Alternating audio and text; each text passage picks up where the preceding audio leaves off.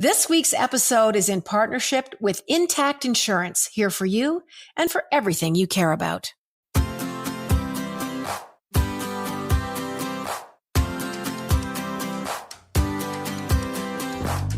Hello, everyone. Welcome. Jann Arden podcast. I was listening to some of our old podcasts.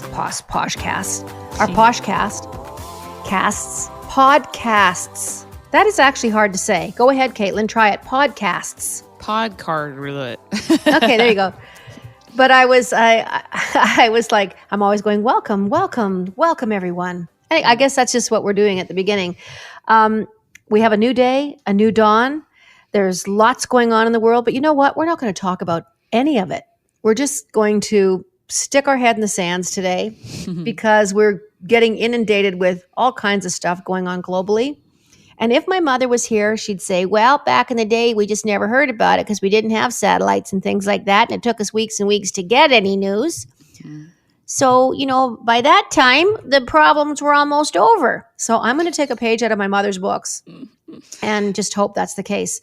Have you ever seen a girlfriend or a boyfriend, a friend of yours, be in a relationship with somebody new, and all of a sudden your friend disappears and they morph into the new guy's life or the new woman's life, and the person that you knew is suddenly going to basketball games. They're suddenly going to football games. They're having parties that they never ever had parties in their lives or had more than 3 people in their house. And all of a sudden now they've got 20. I mean, just things that are completely out of character. And I'm going to throw this over to you, Caitlin, because there's a little news item about Adele, showing up with her new boyfriend. Yeah. At sports events. Her boyfriend, Rich Paul, that's his name, and also his bank account, I would imagine. So he is an NBA agent. He's a very prominent NBA agent. I think he's LeBron's agent. Oh, gosh. Yeah, so he's legitimately a very significant figure in the sports world. And so as a result, she has been now this kind of courtside fixture. And because she's Adele, lots of press attention. And I have to say, no one brings it courtside fashion-wise like Adele. She looks like $1 million. Her outfits are incredible. I mean, maybe Rihanna and her should sit next to each other and we can have like a look off. But anyways. Like what is she wearing? So there was an all brown leather ensemble that she had the other night that had like a really beautiful Louis Vuitton, because spoiler alert, she's very rich, scarf wrapped around her. And then most recently, I think she was in an animal print, like a leopard print looking coat. And she just looks very glamorous when she attends. She knows she's going to be photographed and she always looks amazing. And so she is now this courtside fixture, and we were talking about it this week on the morning show, and it was like, I don't think I saw her. And not to say that I don't think she was interested in sports necessarily, but we have not seen her courtside prior to this romance. But that's what I mean. When people that you've known for years and years, they're suddenly in a new relationship, and they really do like morph into people's lives, friendships that they've had for a long time. And I've experienced this firsthand. I had an ex. I have had an ex that wasn't interested in, and I'm going to bring up the sports thing again because there was like no sports at all anywhere on the horizon of this person's life in the 10 years that we were together. And now I see the odd Instagram, and it's just nothing but football.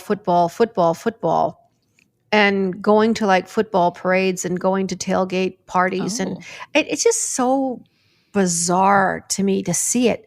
You just morph into, I don't know if it's desperation just to fit into this person's life in every possible way that you can. I don't know what it is. I'm not sure either. I know that I've always had a certain baseline level in common with everyone that I've dated. So we had enough there that we typically would like the same bands. And when I still would go out, now I'm tired and old, but I would go to concerts together. I would go to concerts with, that was a big thing for me actually. Music was a determining factor. I did once break up with a guy amongst many reasons because we were always in the car together and he only listened to sports. And one time, unbeknownst to me, I didn't even know he was doing this. He called into a sports show while we were in the car together. He just started dialing and then get through the sports show and became like very animated on the sports issue. And I was like, this isn't for me, because we're never going to go to concerts together, and I'm never going to care about the same thing. So, but I've been guilty of adopting some of my partner's things over time. Me too. Partially because, I don't mean guilty like bad, but partially some things I would never have been into before, and then I genuinely discover a new I was interest. just going to say, on the other side of that coin, sorry to interrupt. No, go ahead. On the other side of that coin, sometimes you're in relationships with people for a long time that you don't have any common ground, and you find yourself really stagnant and really in this place of, we're doing the same things every night. We're having dinner, then we're not talking, we're on our phones, and then we're just watching something, we're streaming some series, and life sort of takes hold. And when those relationships end for whatever reason, and you're in another person's sphere, you're suddenly exactly what you just said, Caitlin. You have these opportunities to try different things. I know that I'm not from a big family. I mean, I have a huge extended Mormon relative family, but I don't know a lot of them very well. But there's literally thousands of them out there. But my little world with my family, 2 brothers, my mom and dad, my parents are gone now. They didn't really have big parties at the house. They didn't have extensive friends. My parents weren't like that. They were very much on the property doing stuff, maybe the country life. I don't know. But I know that when I was in this relationship, there was a huge family with kids running around, and I really liked it. I wasn't used to it. But so, yeah, just to kind of play the other side of that story, I think sometimes a new person introduces all kinds of things to you that are like, I didn't know I liked cliff jumping. I didn't know So I think that's cool too. I don't want to be hard on Adele, certainly. No, it's more like it makes you think about the fact that there's discovering new and exciting things as part of getting to know a new person. And then there's also definitely people who kind of lose a bit of their identity. And that's the non-functional portion. Well, when you get dropped. Yeah. When suddenly you're like, hey, do you want to go to a coffee? Are you still up for the movie? And that's red flaggy to me when you have had friends for decades and all of a sudden they're in these situations where you just don't fit into that story for them anymore. And I find that sad. And it has happened to me certainly over the years with grown-ass women. I know, and you don't recognize them anymore. And they've recategorized everything in their own life to suit this person. And the ones that I know haven't been the nice, positive, fun ones I realize it when they break up. When the relationship ends and all of a sudden they're sitting there going, who am I? And what happened to me? What happened to my life? And I have had those relationships too, mostly when I was younger, where I just think I got so caught up in being in a relationship with someone that I forgot a little bit about my own life. And you lose a part of yourself with that I think it's just aging and experience that I wouldn't do again. And that I really loved when I met my now husband, that he and I fit into each other's lives and supported the things that we liked so wholeheartedly about each other. He really, really was invested in my group of friends. I loved getting to know his group of friends. I loved spending time with his family. He's from the Maritimes. I have a family maritime connection. There were just so many things where it was bizarre, to the point where there's an Icelandic band named Sigur Rós. Love them so much. Yeah. They're very unusual. Okay, so we'll start with they're as unusual as it comes. And I wanted to go see them live. I wasn't a huge fan, but they're a cool band. And I thought I really would like to see them. And they were playing Massey Hall in Toronto. So what an amazing venue. Just the best. The same night, Pearl Jam was playing at the ACC. All my usual concert friends had decided they were going to go see Pearl Jam. I have seen Pearl Jam like 10 million times. I've seen Eddie Vedder alone. I had just done the Pearl Jam thing enough. I've told you 200,000 times not to exaggerate. Yeah, sorry. So I decided I'm not going to go see Pearl Jam. Nobody would go with me. So I went to Sigur Rós at Massey Hall alone by myself. Do you know who was there alone for the exact same reason as Your I was? Your husband? Kyle, my husband. Oh, okay. Well, that is a sign from the universe. This is giving me all the feels right now. We were both sitting there alone at a Sigur Rós concert because we decided each of us separately not to go see Pearl Jam, and all of our concert friends were there. It was too funny. I think the universe is such a spectacular thing. I feel like we stumble through our lives really not paying attention to, and I don't want to sound really space agey, but we don't pay attention to those really lovely indicators. And I'll use that as a perfect example of seeing Kyle across the room at Massey Hall at Sigur Rós. And I wonder how many things that we miss being really busy in our jobs, worrying about the wrong things, trying to, always worrying about what our bodies look like. And I don't know, what do we miss along the way by just not caring enough about ourselves to think that we are special? And you are special because there's only one of you. Yeah. And if you're single, I will say, I didn't get together with Kyle until years later. So after the concert? Well, after the concert. We connected. So how many years? I must have been 5 years later. So when did you guys talk about this moment? Early on in the relationship, we were talking about concerts, and it somehow came up, and I cited, we talked about doing things alone. Have you seen a movie alone? Have you gone to things alone? And I said, lol, I actually did this weird thing alone. And he just looked at me like I was from another planet. And he said, I was at the exact same show alone for the exact same reason. I just couldn't believe it. So you never know also, if you're single, who is also out there, who is sitting an aisle away at the proverbial concert of, Sigur Rós concert of your life, and just when they're going to be waiting around the corner. Well, a friend of mine said to me years ago, and I've been single 6 years this year, and it feels like 3 months. I swear to you, it feels like 3 months. I know we have to go into the next segment, but a friend of mine said, she gave me a card once, and the card said, I am out here looking for you too. Anyway, you're listening to the Jann Arden podcast. I'm with Caitlin Green, Adam Karsh. As usual, we'll be right back. Driving during our Canadian winters means being ready for anything, and that requires planning ahead. In my case, once I've secured my most precious cargo, aka my dog, and an ample selection of beverages and snacks, I make sure I've tucked away stuff like flashlights, warm blankets, and a first aid kit. You know who also likes to be prepared? The good people over at Intact Insurance. Their blog, which you can check out at intact.ca/advice, is filled with tons of useful tips and information and articles to help you and your car get ready for cold weather. We're back. I'm Jann Arden. This is our show, our podcast. Caitlin Green, Adam Karsh are here. I'm in Rocky View County, Alberta. Looking out, it's warmed up today, you guys. It's super balmy here. I might throw on a bathing suit later. It's only minus 17. Beach weather. And it's supposed to snow a lot today. It is almost beach weather. Like if you hit minus 10 here, you will see people sitting under heaters in downtown Calgary having a beer. And I wish I was lying or kidding or exaggerating, but I'm really not.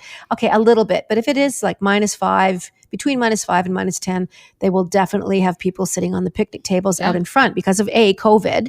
People still feel better about sitting outside. Yeah. I like it. I like sitting outside. I posted something on my Instagram the other week when I was in Prince Edward County with some friends, and we were at a rental property that was right on the lake. It was an absolutely beautiful view, and they had a picnic table right down by the water, and we went outside all bundled up and had a little Canadian cocktail hour, we were calling it, where we were just frigidly Canadian cocktail, enjoying some Negronis by the frozen lake. And it was great. I like it. I like Canadians' hardiness. Well, it's just like we were talking about last week about Palm Springs being, like 62 degrees Fahrenheit, and they're in their puffy coats. I wanted to talk to you guys a little bit about my Botox because I feel that it's something really worth discussing. I really love my Botox. I get it every 10 months. Some people need it every 6 months because their face starts moving again and they start seeing that little brow thing. If you're younger, your liver processes it faster, so you will need it more frequently. Less frequently as Thank you, Caitlin, because I was wondering why my aged self had just really, like, my brow doesn't move for years at a time now. You might need more when you do go, but you won't need to go as often, ostensibly. Right. See, so it gets more affordable.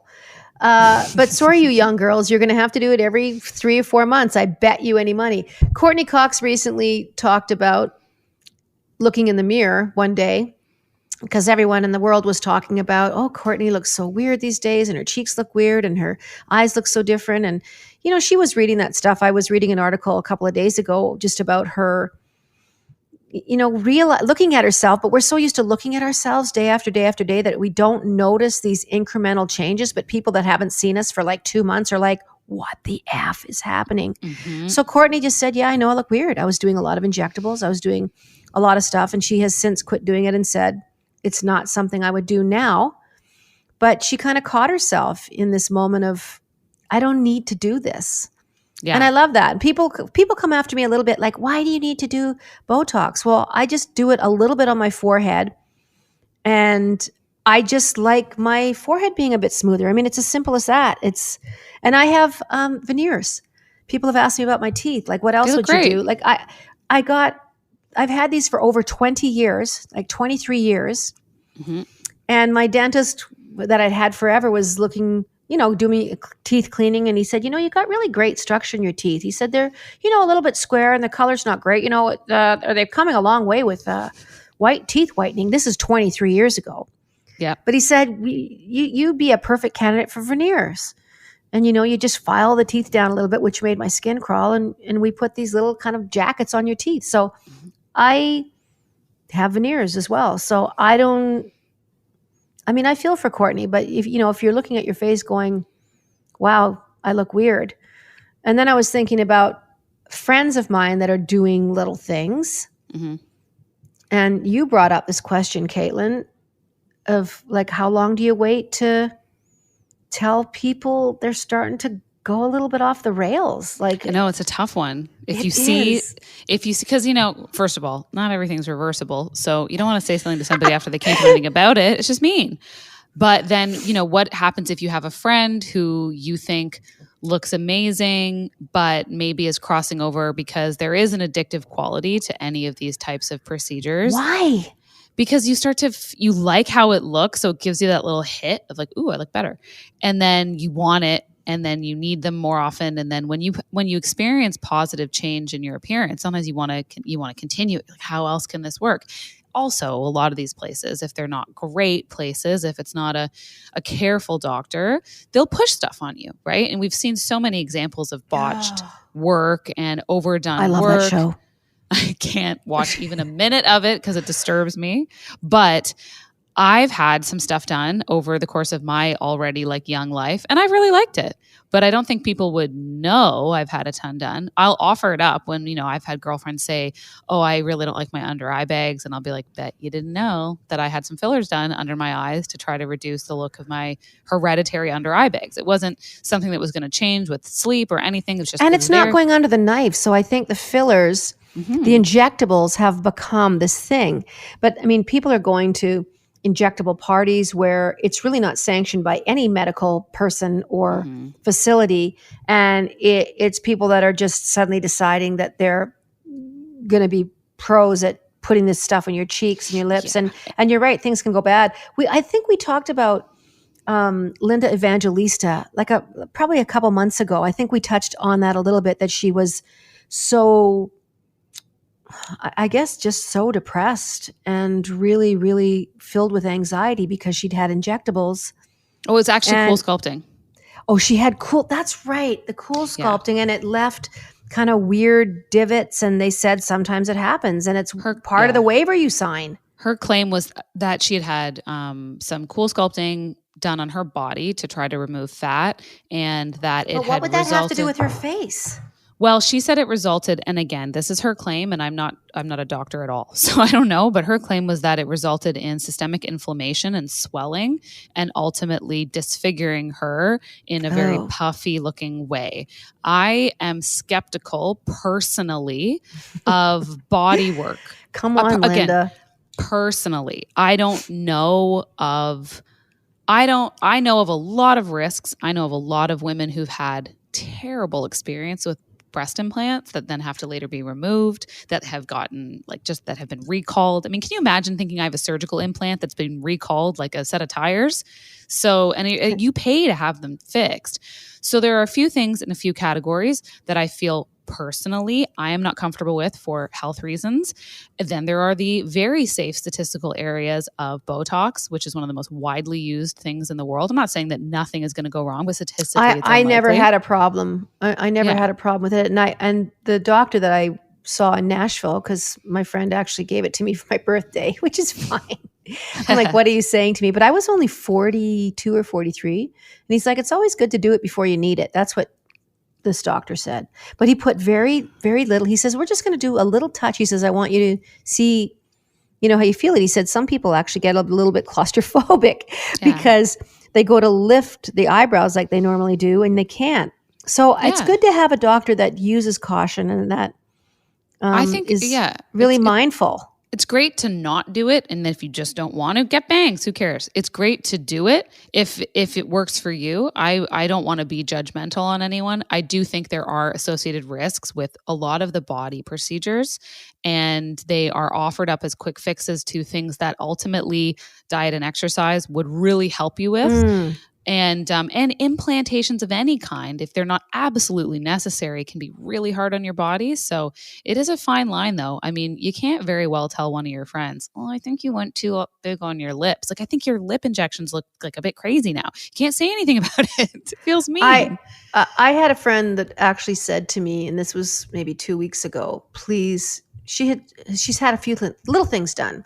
And I actually did notice. I'm like, oh, there's something a little different here. But she actually said to me, she said, you might have noticed I had blah, blah, blah done. I had some injectables. I got my upper lip kind of touched up a bit. And she said, you tell me if I start looking weird. She goes, I mean it. So she opened the door for me to make that call. That's what you need. That's what you need. You need like And I said, oh, I will.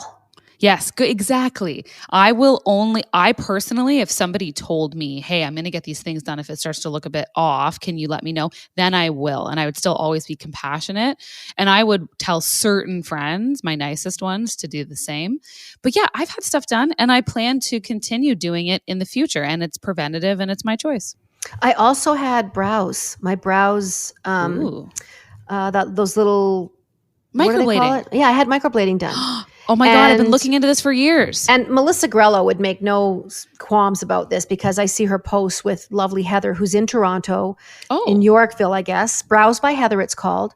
And I went to her, and I'll tell you right now, it was about $600. The $600 includes getting a brow kind of a stencil done. I know I have to wrap. I'm going to come back and I want to explain this. I want to talk about it because I'm curious. Okay. I'm going to, Jann Arden podcast, come back. We're going to talk about how to get great brows for $600. Driving during our Canadian winters means being ready for anything, and that requires planning ahead. In my case, once I've secured my most precious cargo, aka my dog, and an ample selection of beverages and snacks, I make sure I've tucked away stuff like flashlights, warm blankets, and a first aid kit. You know who also likes to be prepared? The good people over at Intact Insurance. Their blog, which you can check out at intact.ca/advice, is filled with tons of useful tips and information and articles to help you and your car get ready for cold weather.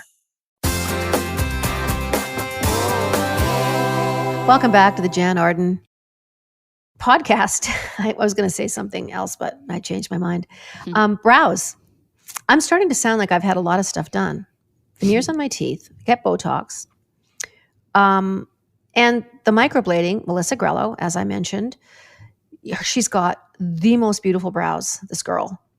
And actually, Melissa's very open about stuff that she gets done. So she's probably the poster child for youthfulness and looking wonderful. But anyway, Brows by Heather in Toronto. I went, what the $600 at that time, this was 6 years ago that I got them. And I had really thin brows at the ends of my eyes. So I was just like my mom. I had pretty good like thickness over the top of my eye. And then as I moved to my outside of my brow bone, I just didn't have much. So I was constantly lining it. I would get the eyeliner out. And I have to say, sometimes I wasn't great at it. Some days I really nailed the shape. And then other days I'd go out the door and I'd be like, I hate that I'm doing this. And that, you know, if I have an 8-hour day and I'm taking shirts off and putting jackets on, or that I'm wiping a freaking half my brow off half the time. And so I just thought, I'm going to go try it. So I made an appointment. Heather, because it's it's semi-permanent. Like anything else, your body will push out, especially in your brow area. It fades. Like you can literally see it gone in 5 or 6 years. So it's not like you're stuck with this forever, ever. But she will do it, and she wants you to live with it for a day. She wants you to go home and look at what she's drawn on. Like, is this what you're, and a lot of times people come back and touch it up. They're like, this is too high here. This is too long. This is too thick. And then you get some numbing cream that goes on for about 30 minutes. You sit there and read a magazine, and then a tiny little knife. It's an X-Acto knife, folks. I'm not going to lie. It's made for brows. It gets dipped into dye. So you decide on the darkness of that dye. That's another conversation you'll have with your brow specialist. And you need to go to someone who really is a specialist, okay? You need to go and do your research. The Brows by Heather, the reason she came recommended, that was my first indication. And I said to her, how many have you done of these? She goes, thousands. And I'm like, okay. And, so, and then you get it, and you kind of feel it get crusty, and it heals because you're getting little incisions. It's like tattooing. Yeah. Not with a needle, just with a knife. So it was one of the best things I ever did, because for me to fly out the door, putting on a little lip gloss, because once my brows were on, I didn't really need much. And it did make a difference in my life. It was less stressful. It took me half the time to friggin' get ready in the morning, because half of it was spent penciling in my eyebrows. And I do have some hair, but not a lot. So there you go. I overplucked, and so as a child, as like a middle schooler, and then into high school, that was the look back then. That was look. It was pencil thin. And I didn't have thick brows to begin with, and so I didn't have brows to spare. And so I fill my brows in every day. It's so tedious and annoying. And so right? I know, and I've wanted to do this. Now, unfortunately, the place that I had researched is in LA, and you do need to go for 2 visits. Yeah. So I don't want to go. Brows by Heather. I'm telling you, Caitlin. Okay. And the thing is, I have a certain thing, like I have a certain way I want them done now because I've seen it. So we'll have to, I'll just see, and I'm non-committal on it because I'll be so annoyed with myself if I don't like how it looks. But I mean, say, I know people who've had them done, and I know a lot of people now that have had them done. And of course, it's big brows now, but you don't have to do that. You do something middle of the road. And Heather always said, if you want to do a big brows for a look, then you can pencil it in for a special occasion. But for your day-to-day look, this is the basic model. This is your basic model that you go with. Like right now, what you're looking at, because we're doing this on Riverside, so the guys can see me right now. It's just so easy. And I have I put some I put mascara on for you guys. I want you to know that. I did not. But anyway, Courtney said, Caitlin, she goes, I don't know why, Hollywood aside, but I was chasing youth. Mm-hmm, and of course, she goes, I'm not anymore. She just got older and realized what a blessing it was to have health as wealth, and that your face is much better off if you kind of just let it do its thing. Like I don't think I would do a lot. I in a perfect world, be great to have my neck back. I'd get shorter and okay, that's more another lines. I'm every like, what year, do I do for that? Like I've had a neckline since I was a child. It's not going to go. Like I know it's not going to go anywhere unless I do something about it, and I don't love it. So there is always that thing where again, there's injections you can do there too. I don't know what they are. They bubble. You don't want that. Well, I've heard of that, but you put them in and then it blows your neck up. And then so what is that? No, it's just filler. It's just hyaluronic filler, and you can get looks like little bumps. You gotta be really careful. This isn't that. The thing I was looking at, I'm never going to do it, was you get these injections and it puffs your neck way out. Like you literally can't go anywhere for 2 weeks. Oh, no, then it recedes and it pulls your skin in. I mean, there's no end to what you can do. I'll get the Clooney. Just so, what's that? Like all the celebrities, all the male celebrities, and you're like, hey, wait a minute, aren't you older now and you have an incredible jawline? They all get it tightened right up. So, men do it too now. It's this pressure of how men look. But under the knife. Under the knife. Yeah, exactly. I mean, at a certain point, there's only so much that non-surgical procedures can do. And I know men who have had face and eye lifts, they look fantastic. They look great. But do you have to get Yes, absolutely. For sure. It's major surgery. I mean, it's only anesthetized. It's only if you want to spend the money and you want to do it. An anesthetic. Anesthetized is killed, right? Oh my God, what am I talking about here? Anesthetic. Anesthetized is Adam, help me out here. What am I telling our listeners? No, you have to get anesthetic. Do you go under an anesthetic? You do not get anesthetized. Yeah, so you go under general anesthetic, which is when why didn't I just say general? So you do have to be put to sleep to get a neck procedure, right? You can't just get freezing, I mean, again, I'm no doctor, but the ones I know of who've had it done, it's been surgery, and the people I've seen have looked very good, but they are older. So there's some people who are doing this when they're 40. So you brought up George Clooney, so he suddenly has this presumably. Sorry, George, because I know George is one of our regular listeners. But yeah, he really loves the show. But he loves the show. Yeah, so I just see, and I see it happening now, and so I think the ultimate thing with Courtney Cox is clearly she had crossed a line. Like there's always a line where someone crosses it, and you go, "Oh, got into weird land." And then there are other people where you just think to yourself, "Man, they look great." And some people will just naturally look great. I mean, I don't know if Paul Rudd naturally looks that great, but I saw a hilarious interview with Seth Rogen recently, and he and Paul Rudd co-starred in a Super Bowl commercial together. I love that. It was so good. But he said that when Seth said when he showed up to set, Seth noticed that Paul Rudd, who is significantly older than him actually, and played an older person in movies that they were in together. He was like, "Wait a minute, am I older than you now? Like, how have I aged past you? What is going on?" And Paul Rudd's always this consummate example of looking youthful despite your age in Hollywood, but who knows what he has or hasn't had done. Well, I know there's no end to what they can do because I was watching TV, as you do, like a week or so ago, and this guy who is a weightlifting, like he really does work hard. It's not just all sculpting. But he could never get his stomach looking the way he wanted to. And it was just one of those things, didn't matter how much protein powder he drank. So he went in and he got lipo, and it was so clever. I thought about it afterwards. I'm like, wow, who had this aha moment of doing lipo on his torso, leaving the fat squares that resembled that six-pack abs. So the lipo went around these little fat squares and created these definite lines around the bit of fat that he had on his torso. And I thought that is the most clever thing. So the guy pulled his shirt up, and he looks like, it looks over the top weird, but it looks like, but he's weird. Thrilled. He's thrilled with the fact that they went around. I'm like, you could get a Mickey Mouse head. There's no end to the stuff that you could, but I thought about it. If there was things, if you wanted a Playboy bunny ears, that you could literally have lipoed into your torso, but that's just me. You're listening to the Jann Arden podcast. There's no end to the things you're going to learn today. We'll be right back. Jann Arden podcast. Here we are, Caitlin Green, Adam Karsh. We somehow got talking about fillers, plastic surgery, making yourself feel better. And I'm all for it. I want to say, just for the record, whatever you want to do to make yourself feel better, you should do it. But you should also realize that you're absolutely great just the way you are. But if you want to get things done, I watched my mom as a teenager growing up. My mom in the 80s had a boob job because my mom had absolutely no boobs. She was really flat-chested. She was self-conscious.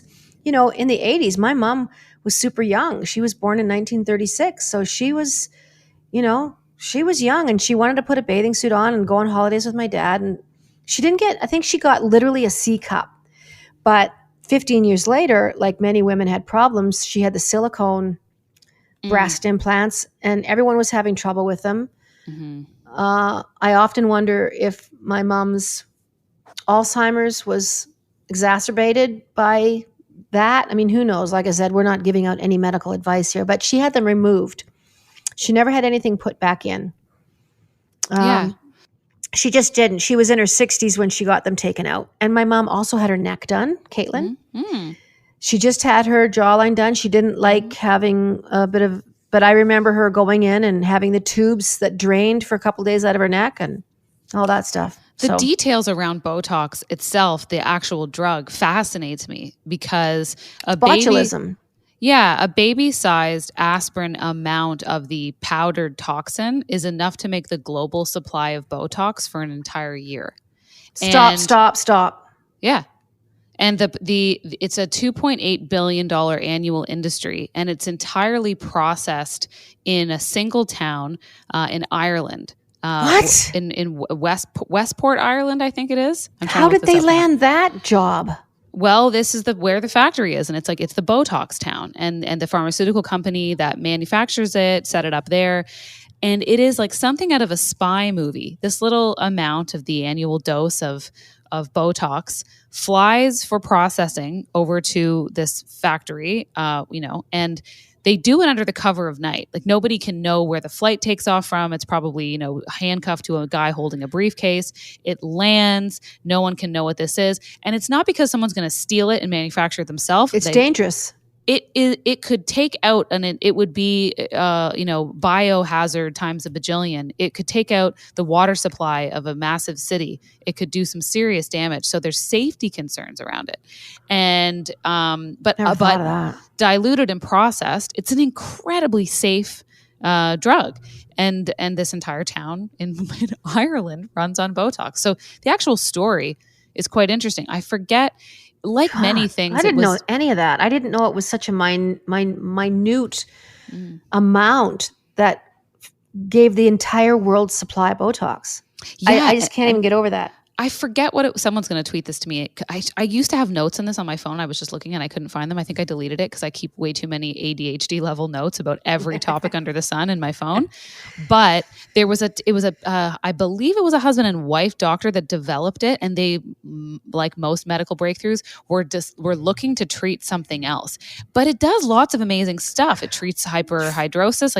My friend of mine had it done and it changed his life. It changed his life. And he was always ashamed and embarrassed, and no matter what he did, he had sweat stains down to his hips, and he doesn't have it anymore. It's so nice to see him happy and confident. It really is bananas. It's the executive Botox is not just for your face. It's frequently because these migraine headaches, but these men and women who have to do presentations in business settings and would sweat profusely during the presentations, and then they would get this done to prevent it. So there's lots of cool stuff about it, and it's just all within reason, right? You just want to not cross the line and start to look like someone who's gone a little bit too far. Yeah, I think we've all seen the Hollywood act. Nicole Kidman comes to mind because a lot of people often talk about the upper half of her face. It hardly moves at all, and it's hard to be expressive. And trust me, I'm very mindful of that. Being a singer and having, constantly your head taken pictures of, I want to, like, I'm lifting my brows right now a little bit. Like I can move them, but there's some women that don't like that at all. They don't want any motion. They don't want any lines. And they start doing it around the sides of their eyes, like crow's feet. Yep. And, some of them do it around the corners of their mouths because they don't want they don't want those lines associated with like smiling or frowning. Mm-hmm. I don't know. But everyone has that tipping point. Yeah. The thing, like the expensive creams, I wish everybody would stop wasting their money on, because a lot of the at home level skincare only works to calling you creme de la mer. Please don't sponsor us because it is a huge waste of money. And it's the type of thing that people just want on their shelfie more than they want to actually benefit their skin. You don't need to spend that much money on something. There are some serums and stuff that, like, sure, vitamin C is good for your skin. Retinol is proven. It doesn't have to cost you a fortune. And you are way better off to spend that money on a great facial than you are to spend it on an expensive fancy cream. And if you're not drinking enough water too, if, a lot of times I know when I feel just like, oh, my face feels just like and I'm like, Jann, you're thirsty. You haven't had any water really properly for the last 4 days. And so I see you with either your tea or your water right now. Like I drink a lot of decaffeinated tea, but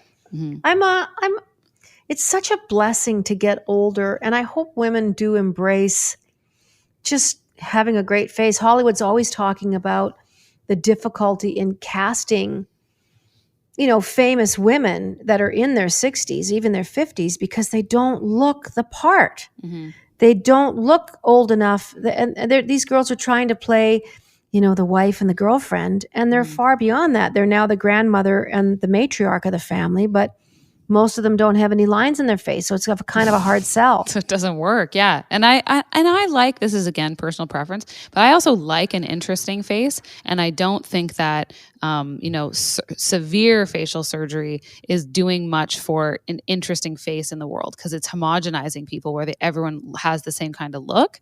And that I don't love, because sometimes I'll see footage from older movies and I just think there were so many more interesting faces that were all beautiful. Watch British television. Like anything on Acorn BritBox. TV or BritBox, you see people that are so fascinating and beautiful and unique. And, I can name 10 women off the top of my head that I'm just so inspired by, because they're in their 50s and 60s. Their necks look like mine. Their jawlines look like mine. Their foreheads look like mine. It's so relatable. And they sell these characters. I don't know. I just love watching British television because of how people look. Mm-hmm. It's different. It's not the same and sort of then you Hollywood switch to complex. as soon as you switch to like American, programming, you're like, oh my God, everybody just looks so perfect, and the airbrushed makeup, and it's too much. It's just over the top. Yeah, the sameness of it. Yeah, the sameness of it. But do what make sure you tell your friends if they're starting to look odd. That's what I will say. Talk to your friends about it. I hope somebody would tell me, like, Jan, you're allowed to tell me because you'll tell me in the right way, but I don't want someone to tell me in the wrong way. No, you just be like, you have to figure it out. You always have to kind of be nice about it. Yeah. Anyway, in as the last seconds tick off here, I want you to know that if you're planning on going to Mars, you're going to have to be vegan. I heard this week. You cannot, no one's going to be slaughtering pigs up there and cows. You're going to have to be vegan. So think about that. That is the future. So when you think about the future of humanity and how we make our way out into space and out into the universe, 100, 200, 1,000 years from now, we're going to be looking at plant-based people. And that is very encouraging. So that's all I got to say. Think about that. I like it. Mars travelers. No cheese on Mars. Sorry, everyone. No cheese on Mars. But by then, man, they're going to have great plant cheeses. Mm-hmm. And just as a side note, Purdy's is making vegan chocolate. Purdy's does not sponsor us. Feel free to if you want to. They have a vegan line of chocolate. They've just started rolling it out. It is so fantastic. You're listening to the Jann Arden podcast with Caitlin and Adam. We love you. Subscribe. Leave us a message on @Jann Arden Pod Twitter, and we'd love to hear from you. We'll see you next time. Toodaloo.